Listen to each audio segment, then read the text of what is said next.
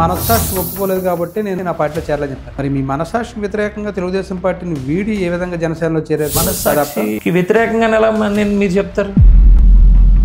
ఓటమి 2019లో చూస్తారు, ఎలా అనిపించింది సార్? అప్పుడు కాస్ట్లీ ఎక్స్పీరియన్స్.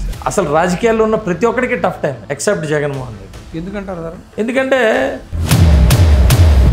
పవన్ కళ్యాణ్ లాంటి పవర్ఫుల్ పర్సన్, పవన్ కళ్యాణ్ గారు ఇలా అంటే అలా కోట్ల మంది వస్తారు, అలాంటి వ్యక్తిని ఆపడానికి చూడటం ఎంత టఫ్ టైమే. దానిలో చాలా నేర్చుకున్నాం, నలిగాం. నాకేమనిపించింది అంటే ఎస్,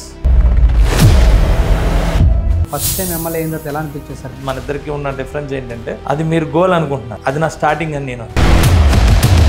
బాబు గారికి ఇవ్వకపోవడం బాధ అనిపించలేదు సార్? మీకు బాధ అనిపించిన బాధ కన్నా బాధ్యత గొప్పదండి.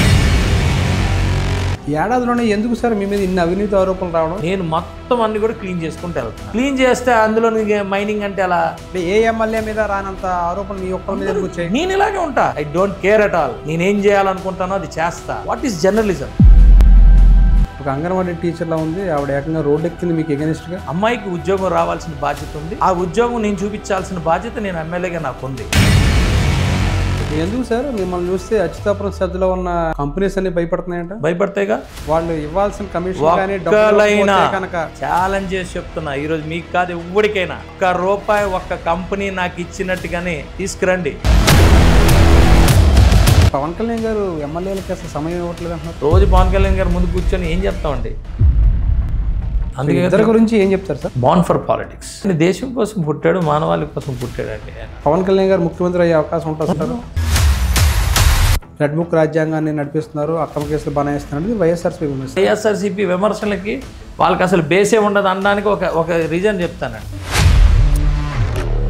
క్యాప్టివ్ మైన్స్ ఎందుకు ఇవ్వాలి? 100% ఇవ్వాలి. క్యాప్టివ్ ఎందుకు తెప్పించలేకపోతే ఇవ్వాలండి. దాని గురించి మాట్లాడండి మీరు. అది కరెక్ట్ పాయింట్. స్టీల్ ప్లాంట్ ప్రైవేటీకరణ అవ్వట్లేదురా నాయన అంటే అయిపోయింది అంటే ఎలా?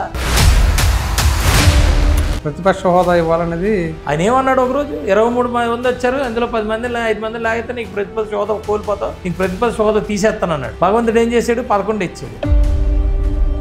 జగన్ కావచ్చు, పార్టీకి సంబంధించిన ఎమ్మెల్యేలు కావచ్చు, అసెంబ్లీ రాకపోవడం ఏ విధంగా చూస్తారు? ఇద్దరు ఉన్నప్పుడు వాజ్పేయి గారు ఒక్కడే వెళ్ళేవాడు కదా, దేశాన్ని అభివృద్ధి తీసుకెళ్లే ప్రశ్నలు వేశారు. That is the beauty of that house.